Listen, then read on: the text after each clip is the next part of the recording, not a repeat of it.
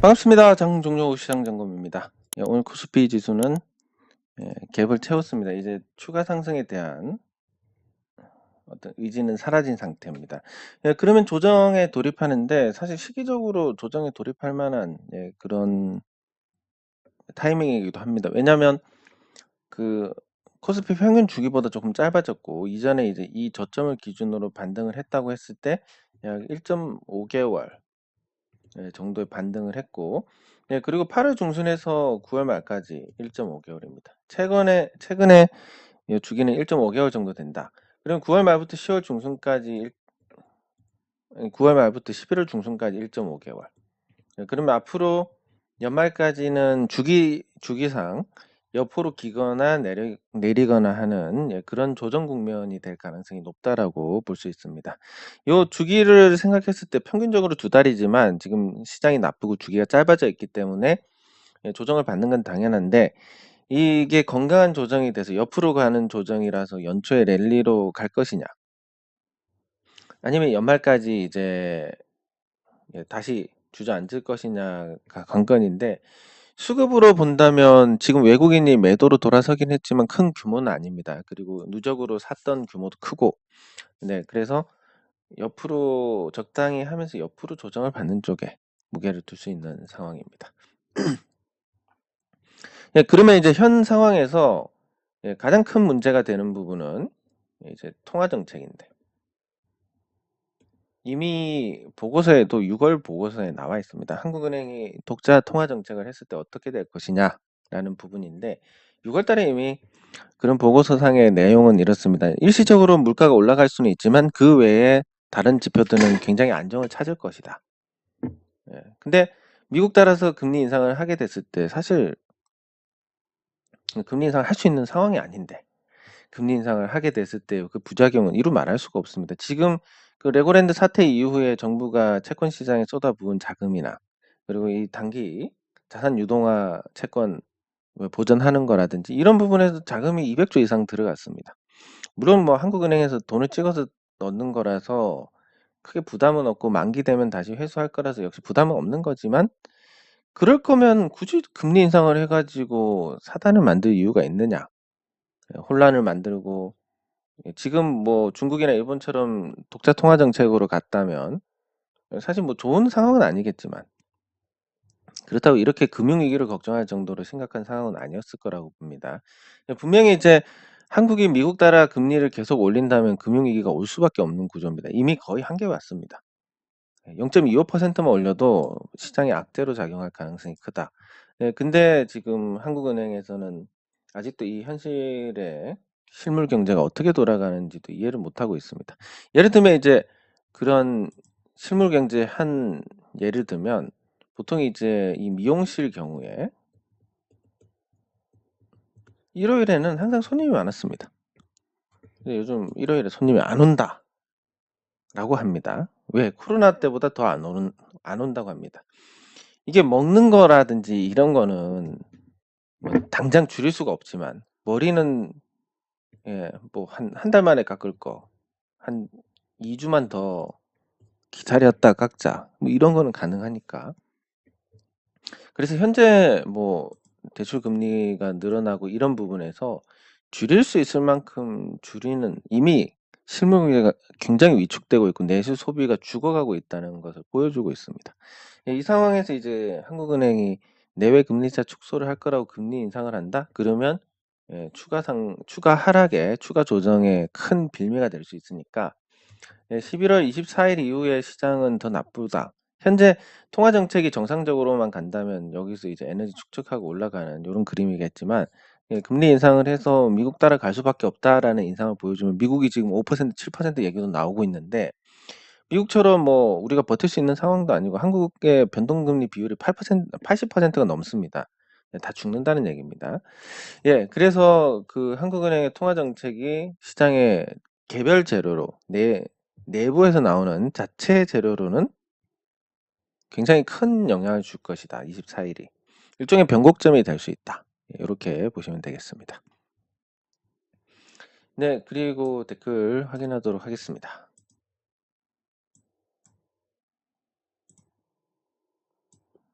예, 주식시장이 이제 바닥은 쳤는데 아직까지 투자를 편하게 하려면 시간적으로 개인적인 생각은 6개월 정도는 더 필요하지 않을까. 내년 하반기는 돼야 주식시장에 조금 투자를 할 만한 상황이 될 것 같습니다. 본격적으로 쉽게. 예, 감사합니다. 지금은 이제 투자하는 게 뭐 불가능한 건 아니지만 난이도가 어렵다라고 보시면 되고, 예, 뭐 좋은 종목에 기다리는 거 괜찮을 것 같습니다. 네, 감사합니다. 항상 그렇지만 그냥 모르고 잊어버리고 기다리는 건 괜찮은데 매일 보면서 기다리는 것은 굉장히 쉽지 않은 일입니다. 항상 도저히 안 되겠다, 짜증나서 팔아야 되겠다라 하고 생각할 때 저점이 나오기 때문에 메리츠 금융지주가 증권과 화재를 흡수합병한다. 예, 금융은 이제 뭉치는 게 맞는데 아마도 요것 때문인 것 같습니다. 이 증권하고 화재 같은 경우는 채권 보유를 많이 하고 있을 겁니다. 예, 그러면 이 채권에 대한 평가 손실이 생깁니다. 뭐 예를 들어서 2%짜리 채권을 사놨는데 요즘 찍는 채권은 6%입니다. 그럼 평가를 했을 때 이걸 현재 가격에 정리를 한다라고 하면 뭐 3년물이라 치고 한 1년 정도 지났다라고 가정하겠습니다. 그리고 2년이 남았고 여기랑 2년 동안 신규 발행하는 채권과 차이가 2년간 8% 차이가 납니다. 그럼 현재 채권의 표기 가격에서 마이너스 8% 정도 까이고 거래가 됩니다. 거래를 하려면. 예, 그러니까 이게 현재 시세가 나오니까 평가 손실로 잡고, 그럼 이제 증권이나 화재 같은 경우는 채권 보유액이 굉장히 큽니다. 이 평가 손실에 따른 어떤, 물론 만기까지 가져가면 손실이 아닌데, 그 사이에 이 평가 손실이 발생하기 때문에 재무적으로 문제가 될 수 있고, 그래서 금융지주가 흡수를 해버리는 형태가 되면 그런 부분에 신경 쓸 게 없으니까. 그래서 선제적인 조치다라고 보시면 되고 뭐 나쁘지는 않을 것 같습니다. 현대증권 흡수했던 KB 금융지주도 뭐 나쁘지는 않았습니다. 근데 큰 기대는 하기 어렵다. 금융지주 자체가 주가가 그렇게 강하게 올라가는 건 아니니까. 예, 기운 내시기 바랍니다. 사실 뭐 변명을 하자면 제가 어느 시점에서는 이거에 대해서 부정적인 말씀도 드렸고 중소형주에 대한 비중은 10%로 말씀을 드렸고 10% 이하로. 그렇지만 모든 영상을 다 보실 수도 없고, 그리고 뭐 직접적으로 질문을 하시지 않은 상태에서 제가 어떤 상황인지도 모르고 그 경고에 대한 강도가 어떻게 했었는지는 모르고, 하지만 뭐 주변에 좀 가까운 분들께는 좀 강도 높게 말씀을 드렸습니다. 예, 그래서 뭐 요런 결과에 대해서 참 속상하시겠지만 저도 많이 잃어본 적도 있고, 그랬지만 또 의지를 갖고 노력을 하시면 찾아 나가실 수 있을 겁니다. 다만 이제 한 번에 어떻게 하려고 하지는 마시고 그 천천히 뭐 한 5년 정도 계획을 잡으시고 만회를 하시는 쪽으로 하시다 보면 5년 뒤에는 계좌가 복구되는 것뿐만이 아니라 그 돈으로 살 수 없는 어떤 투자에 대한 방향, 가치, 그리고 그 노하우라고 해야 됩니까? 그런 게 만들어질 겁니다.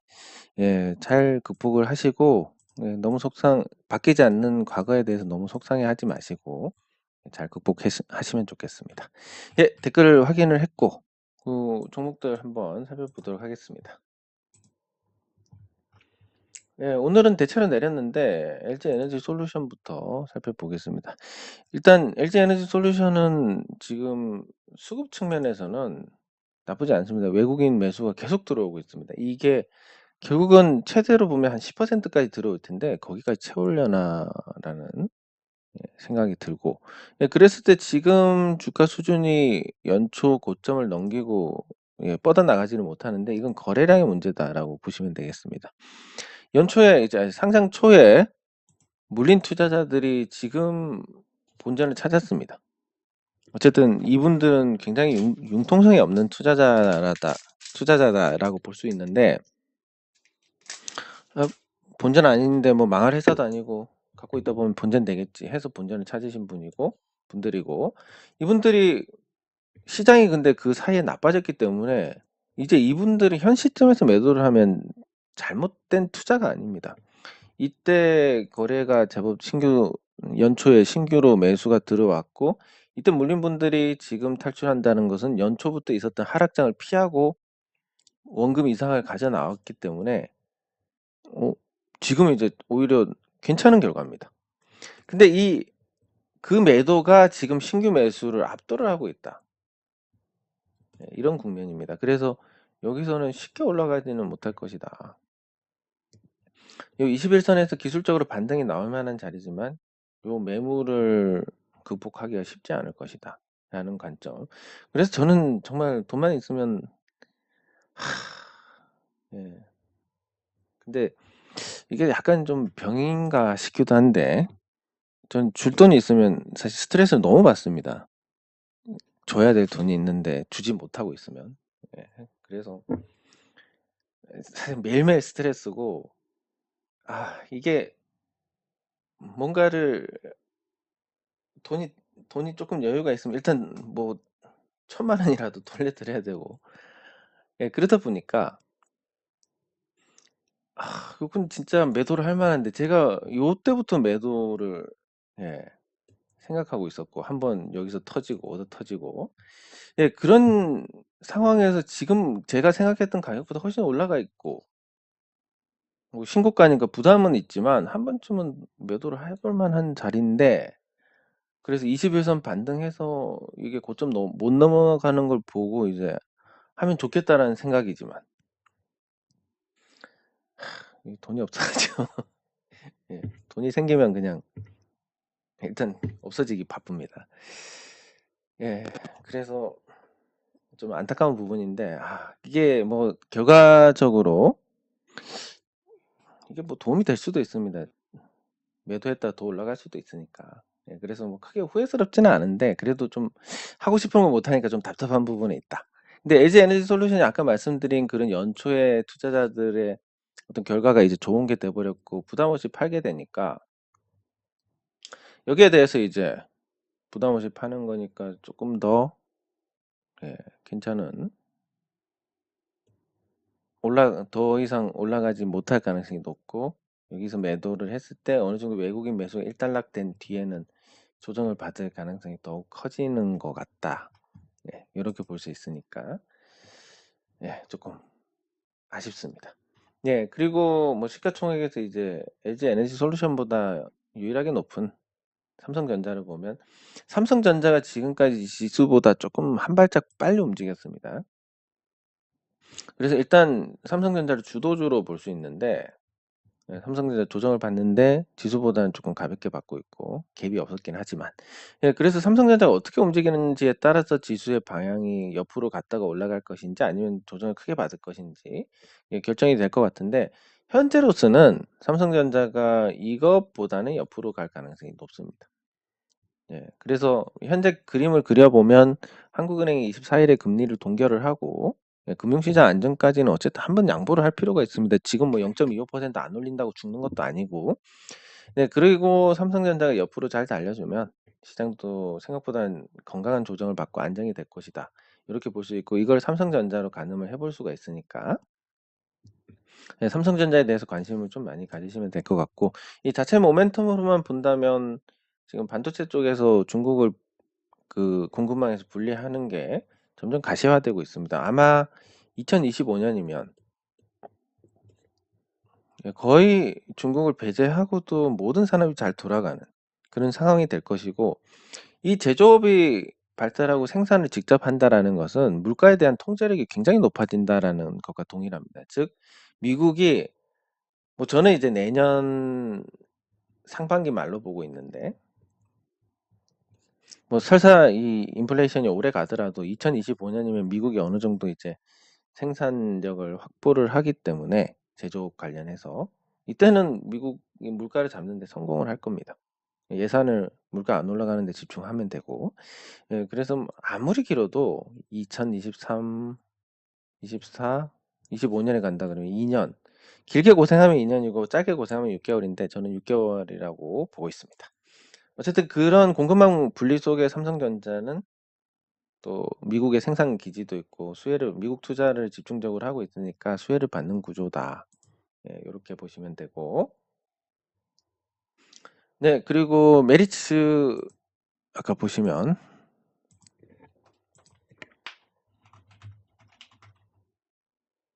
메리츠 금융지주. 네, 메리츠 금융지주가 흡수합병을 한다라는 건데 이게 지금 연결 기준으로 잡혀 있을 겁니다. 메리츠 금융지주는 이제 국내에서 몇 안 되는 오너가 소유한 금융지주사고, 그리고 메리츠 증권을 보면 일단 뭐 이것만 본다면 메리츠 금융지주 같은 경우는 지금 순자산 규모가 5조 7천억 정도로 나와 있습니다. 연결 기준으로 이제 고객 자산 이런 전체적인 자산이 한 90조 정도 되고, 그런 상태고 매년 안정적으로 이익을 많이 내왔고, 별도 기준으로만 본다면 회사 자체는 이제 한 1조 7천억 정도 되는. 그래서 지금 저평가는 아닙니다. 많은 금융지주사들이 저평가인데 메리츠 금융지주는 저평가가 아니고 그 이전에 주가 수준 많은 정도에서 사실 5만 5천 원까지 갔던 게 왜 그런지는 모르겠지만 저런 큰 시세를 내고 죽었기 때문에 여기에 합병을 한다고 해서 주가 측면에서 기대할 부분은 크지 않을 것 같습니다. 나쁘지는 않은데,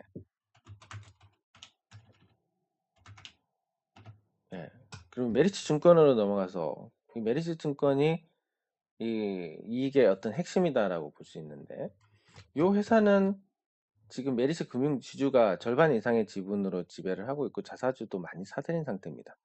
그래서 뭐 영향력을 발휘할 수 있는 게 거의 뭐 우리 사주까지 해서 국민연금 포함해서 한 70%, 그리고 외국인까지 더해가지고 85% 정도가 요 흡수 합병에 대해서 찬성을 할 거고, 그러면 이제 부동산 관련된 위험, 여기 사업 보고서에 들어가면 이게 증권주들은 사업지가 있습니다. 무슨 몇 호 몇 호 이런 부동산 SPC가 있는데, 이런 게 이제 여기에 투자를 했으면 요 사업지가 건전한지 안 한지 정도는 파악이 어렵지 않고, 그랬을 때 요 메리츠 증권은 전반적으로 양호하다라고 봅니다, 저는. 그래서 뭐 부동산 쪽 PF 대출이 높지만 나름 심사를 통해서 양호한 사업지에만 자금이 가 있고, 그리고 이게 매입 옵션이라고 해도 한 10% 정도 까고 가져오기 때문에, 근데 이제 분양가에서 10%를 깐다는 것은 실질적으로는 더 싸게 가져올 수 있다라는 거. 뭐 분양 대행 수수료 같은 거 빼고 이것저것 빼면 한 25% 정도 마이너스해도 처분이 가능할 겁니다. 근데 아직까지는 새 아파트가 주변 신세하고 비슷한데 25% 까서 판다? 뭐 안 될 이유는 없으니까. 이 위험이 조금 크게 과대평가됐다라고 생각을 하고, 또 이제 한국 같은 경우는 이 주택 관련된 부실이 문제가 될 수 있지 않냐 이런 얘기가 나오고 있는데, 이건 뭐 구조적으로 불가능하게 가깝다라고 볼 수 있습니다. 왜냐하면 이제 LTV나 DTI나 이런 걸로 실질적으로 한국 주택당 받을 수 있는 대출의 한도가 뭐 거의 50% 이하다라고 보시면 됩니다. 이것저것 엮여가지고 50% 이하고 의외로 대출이 없는 집이 굉장히 많습니다. 그래서 전체를 다 섞으면 요 아파트 시가총액하고 아파트뿐만 아니라 부동산 시가총액하고 대출하고 비중을 보면 대출이 15% 정도입니다. 전체에서. 뭐 이렇게 양호한 국가가 있을까? 부동산 관련해서 이런 거고, 과거에 버블이 터졌던 국가들을 보면 대체로 전부 이 대출을 100% 이상 한 상태였습니다. 왜냐하면 땅은 쉽게 환기가 되니까, 회전이 되니까. 그러다 보니까 이제 이게 나중에 오르다가 100% 대출 자체가 이제 떨어지기만 하면 은행들 손실이니까 금융위기로 연결이 됐는데, 한국에서 이제 동시다발적으로 다 못 견뎌가지고 이 매물로 나오지 않는 이상은, 그럼 10억짜리 아파트가 5억에만 팔아도 은행들은 원금을 건지는데 원금을 못 건져도 됩니다. 이익이 나니까 연간 뭐 4조 5조씩 이익이 나니까 뭐 어느 정도 집이 뭐 몇만 채 정도 부실이 난다 해도 손실을 안 봅니다. 그런데 이런 구조에서 이제 주택 관련된 문제가 생긴다? 그런 건 없고, 다만 이제 말도 안 되게 오른 거. 사실 뭐 그냥 지방의 아파트라고 하면 이전에는 한 2억 정도가 적정했고, 지금은 이제 돈 가치가 떨어졌으니까 한 4억 정도로 보는 것 같습니다. 근데 2억은 조금 쌌던 느낌이고, 한 10년 전 기준으로. 이건 약간 비싼 느낌이긴 한데, 이제 용인을, 돈 가치가 떨어진 것만큼 용인을 하게 될 건데, 근데 무슨 아파트가 뭐 30억 하고 40억 하고, 물론 이제 입지가 아주 좋으면 그럴 수 있고, 근데 그 과연 효용을 따져보면, 더 오른다라는 걸 달면 뭐 100억, 500억도 괜찮습니다. 더 오르기만 한다면. 근데 앞으로 인구 구조가 나빠지고 더 이상 오르지 않는다라고 봤을 때 4억짜리 아파트에 사는 거야 뭐 문제가 없지만 30억짜리 아파트를 깔고 있다. 일단 돈을 집에 30억을 깔고 있다는 자체가 아깝고, 두 번째는 요즘같이 고금리면 5%로 보겠습니다. 그러면 연 1.5억이 나오는 돈을 그냥 집에 깔고 있는 겁니다. 그러면 1년에 1.5억이 오르느냐? 안 오릅니다. 이 집 안 갖고 있고 이 돈 뭐 한 3분의 1만 써도 호텔에서 아주 잘 지낼 수가 있습니다. 예, 그렇기 때문에 일단 뭐 부동산 관련된 위기는 없을 것이다. 다만 침체가 올 것이고 말도 안 되게 호가가 오른 종목들은 제자리로 갈 것이다. 뭐 제가 있는 인근에도 아파트 호가가 뭐 9억, 10억까지 올라갔는데 누가 그 머리 총 맞지 않는 이상 이거 누가 삽니까 이거를? 예, 지들끼리 뭐 비싼 아파트 산다 뭐 그러지는 그렇게 한 건지는 모르겠는데, 이런 아파트들도 경매 나오니까 5억까지 떨어집니다. 뭐 물론 경매는 특수성이 있지만. 그래서 말도 안 되게 호가가 오른 아파트들은 제자리를 갈 것이고, 그 외에는 이제 통화 가치의 상승분이나 물가 상승분, 그 건축 자재의 상승분. 예를 들면 지금 막바지로 짓고 있는 데가 뭐 평당 한 370만 원 정도 시공비였는데 요즘 이제 한 540은 줘야 되니까. 그러면 이제 제대로 지어진 아파트들 같은 경우는 뭐 이론적으로 170 중에서 인테리어비 뺀다 하더라도 한 절반 정도는 가치를 인정받아야 되지 않을까. 그럼 평당 한 85만 원 정도는 기존 주택도 오를 만한 요인이 있다라고 볼 수 있습니다. 예, 그 정도지 뭐 심하게 오를 거는 전혀 없고. 예, 그래서 다시 돌아오면 증권에서 큰 문제가 생기지는 않을 거고, 수익성도 좋고, 예, 이제 메리츠 금융주주에 흡수가 된다 해도 영향력을 발휘할 수 있는 지분이 85%나 되니까 문제가 없을 겁니다. 예, 채권 평가 손실에 대한 부분일 거고, 그 원인은 화재를 보더라도 그러니까 대비를 하는 성격으로 보시면 될 것 같습니다. 메리츠 화재 같은 경우도 거의 60%를 갖고 있고, 자사주, 국민연금 뭐 이렇게 합치면 70, 뭐 한 4에 외국인까지는 84, 역시 한 85% 정도 영향력을 발휘하고 있고, 메리츠 화재 같은 경우도 순자산이 이제 많이 줄었습니다. 여기 보시면 요 순자산이 준 거는 손실이 안 나는데 자산이 왜 줄었지? 계속 영업이익도 내고 순이익도 내는데 자산이 왜 이래? 2조 3,900, 거의 2조 4천억 하다 1조 돼버렸네? 이 속도로 가서 금리가 더 오르고 채권 가격이 더 떨어지면, 예, 채권 평가액이 떨어지면 5천억이 되고 이제 자본 잠식 상태가 될 겁니다. 근데 문제는 하나도 없습니다. 만기까지 가져가면 그냥 되는 거니까. 근데 이것 때문에 혹시라도 외부 평가가 나빠질 수 있거나 아니면 상장 폐지의 대상이 될 수 있기 때문에 그냥 예방 차원에서 흡수합병한다. 이렇게 보시면 되고, 그러면 메리츠 금융지주 같은 경우는 당장은 그렇지만 나중에 또 금리가 내려가면 어떻게 되겠습니까? 저 순자산 가치가 올라갑니다. 그러니까 현재 합병 비율을 메리츠 금융지주 쪽에 유리한 비율을 짜낼 수가 있습니다. 지금 합병 비율 자체가. 왜냐하면 저기 평가 손실을 당하고 있기 때문에. 그래서 지금 유리한 평가 기준을 가지고 흡수 합병을 하고 나중에 그러면 얘들이 정상화됐을 때 다시 이제 전체가 나누는 겁니다.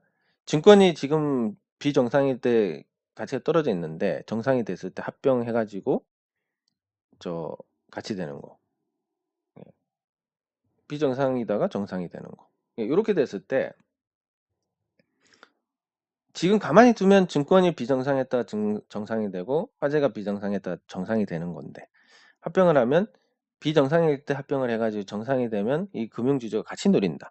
그러면 금융지주 입장에서는 좋은 거고, 메리츠 증권이나 메리츠 화재 입장에서는 뭐 나중을 지금 당장 손해 보는 게 아니지만 나중 생각하면 조금 손해다. 이렇게 정리를 해볼 수가 있겠습니다. 예, 그리고 지금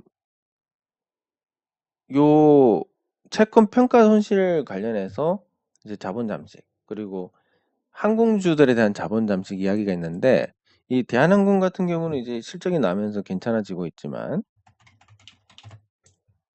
예, 그리고 환차손으로 해서 뭐 문제가 되고 있지만 지금 현재 상황은 이전보다는 많이 좋아진 상태입니다. 그래서 대한항공 자체는 뭐 주가가 오르기는 조금 힘들겠죠. 유상증자로. 회사가 뭐 망하거나 그럴 우려는 아닌데 예, 아시아나항공은 지금 상태가 좀 다릅니다. 아시아나항공 같은 경우는 여기 보시면 적자로 인해서 자산을 계속 쪼개먹고 있고 지금 2천억 남았습니다. 순자산이. 예, 자산에서 부채 빼니까 2천억 남은 회사다. 근데 이제 지금 뭐 환자손이 늘거나 아니면 마일리지로 잡은 부채가 여기 반영이 되거나 한다면 이제 자본 잠식 상태가 될 거고 관리 종목으로 지정이 될 가능성이 있다라는 거. 예, 그런 문제가 발생을 합니다. 그리고 여기 보시면 부채 중에서 단기 차입금 비중도 높고 유동성 장기 부채도 있고 매입 채무도 많이 늘어났습니다. 예, 예, 그리고 충당 부채도 있고 리스 관련된 부채일 겁니다. 이거는 예, 그렇게 돼 있고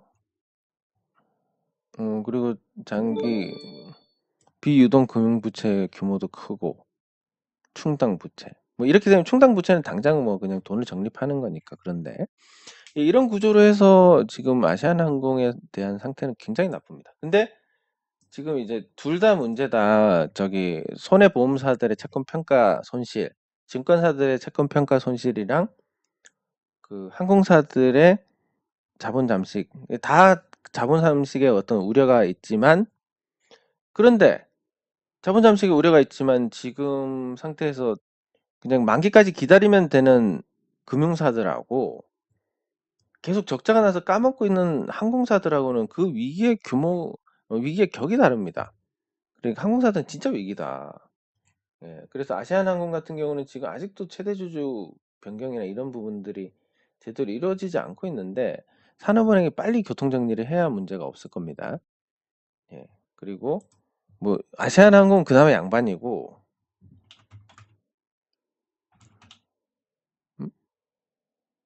무슨 항공이었지? 항공주가 하나 있는데 갑자기 생각이 안 나서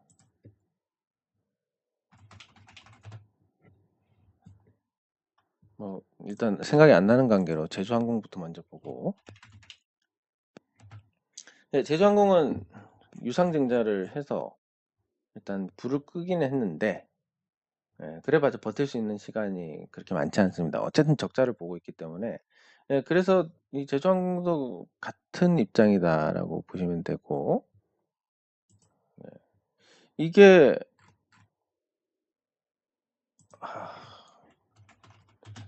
대한항공을 제외하고 대한항공을 제외하고 지금 당장 좋아질 만한 그런 가능성이 전혀 안 보입니다. 해외여행이 풀리려면 아직까지도 글쎄 내년 한 하반기는 돼야 풀리지 않을까 싶고 예. 그래서 이런 부분들에서 이스타 항공이 맞는 것 같은데 아닌가?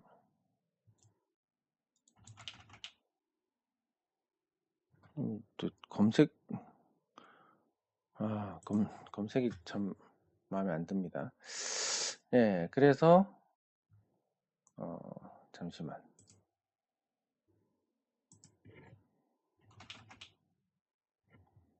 티웨이 항공이었구나. 왜 이스타가 예. 예, 티웨이 항공을 보면 예, 겨우 뭐 이제 자본 잠식 직전에 겨우 이제 벌충을 했는데 벌충해봤자 버틸 수 있는 시간이 한 2분기 정도 될 것 같습니다. 예, 그래서 이렇게 항공주들이 그런 우려에도 불구하고 지금 주가가 높게 형성돼 있는데 이런 거는 이제 뭐 그런 관점에서 보시면 됩니다. 코인이 아무 가치가 없지만 거래가 됐던 어떤 가격들이 있으니까 어느 정도 유지가 되는 것과 같은. 그래서 뭔가 큰 문제가 생기지 않았을 때는 지금 주가를 유지를 하겠지만 결국 나중에 뭐 유상증자를 한다든지 감자를 한다든지 뭐 아니면 망했다든지 이런 소식이 나오면 다시 충격을 받을 가능성이 크니까 그 손해보험사, 증권사에 대한 평가보다는 이런 항공주에 대한 자본 잠식 우려는 조금 심각하게 봐야 되지 않을까 싶습니다. 그 EV 첨단 소재 관련해서 제가 경고가 조금 미약했다라고 생각이 돼서 조금 강하게 말씀드리면 대한항공을 제외한 항공주들은 단 한 주도 안 갖고 계시는 게 좋을 것 같다라는 생각입니다. 네, 장 종료 후 시장 점검은 여기서 마치도록 하겠습니다. 수고하셨습니다.